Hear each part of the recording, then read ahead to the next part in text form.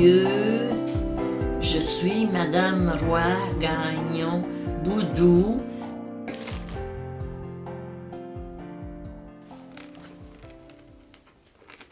« 63 ans, vieille femme, franchement, 63 ans.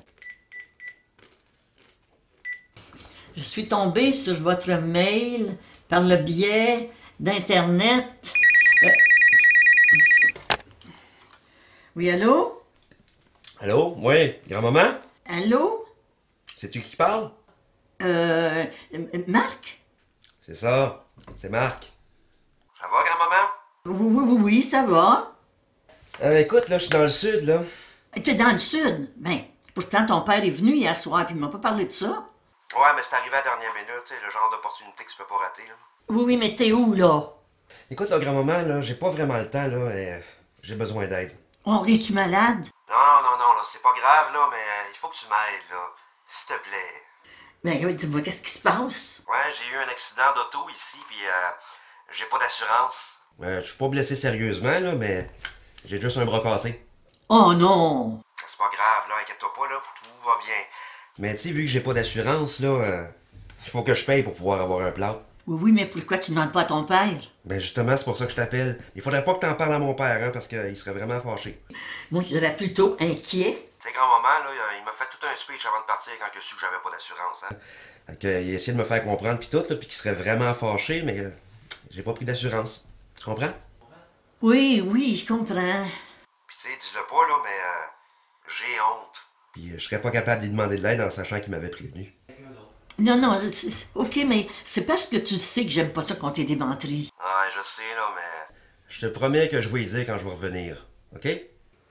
OK. Mais là, j'ai vraiment besoin d'argent pour mon bras, hein. Ça fait mal, pis... Faut que je me paye un plâtre.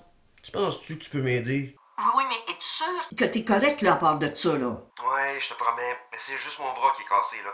Mais à part ça, tout va bien, là. Si tu veux, là, je peux te passer mon médecin. Mais il parle juste espagnol puis un petit peu anglais. Non, c'est pas nécessaire. T'es sûr, là? Je peux lui demander, il est juste à côté. Non, c'est correct. Tu penses-tu que tu peux faire ça pour moi, grand-maman, là? S'il te plaît.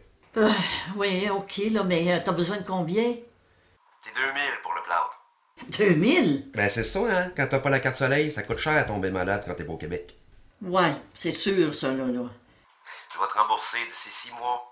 Mais ça, c'est pas important, là, Marc. Ce qui compte, là, c'est ta santé. Merci, tu me sauves la vie. Ben le bras, en tout cas, là. Tu peux m'envoyer ça bientôt? Tu veux que je fasse un virement à caisse là, dans ton compte? En fait, non, ça marchera pas de même. Va plutôt au Western Union, tu sais, sur Notre-Dame, là. Tu leur donnes l'argent, puis eux autres, ils vont pouvoir le transférer ici. Ça va être plus rapide, ça va être plus efficace comme ça. Oui, ben OK, si c'est ça que tu veux. Je vais te donner les informations que tu as besoin. Bon, ben c'est correct, je vais noter ça, là, puis je vais aller à la caisse, là, tout de suite après. Super, grand-maman.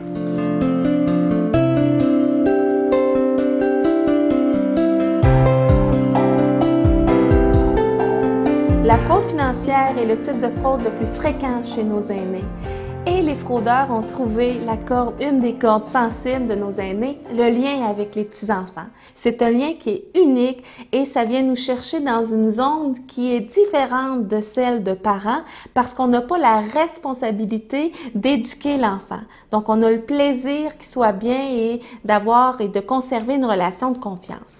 Il faut comprendre que ces situations-là, lorsqu'on reçoit un appel de quelqu'un qu'on doute, on ne sait pas trop si on n'ose pas, d'un coup que ce serait notre petit enfant, on n'ose pas dire qu'on ne l'a pas reconnu, mais en même temps, on sent que c'est pas quelqu'un qu'on connaît, ça fait vivre beaucoup de stress. Alors imaginez, d'un côté, on veut aider, puis de l'autre côté, on n'est pas en pleine possession de nos moyens parce qu'on est stressé.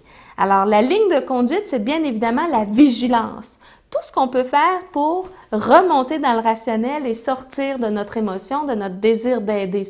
Alors, comment on peut aller vérifier si c'est vraiment notre petit-fils?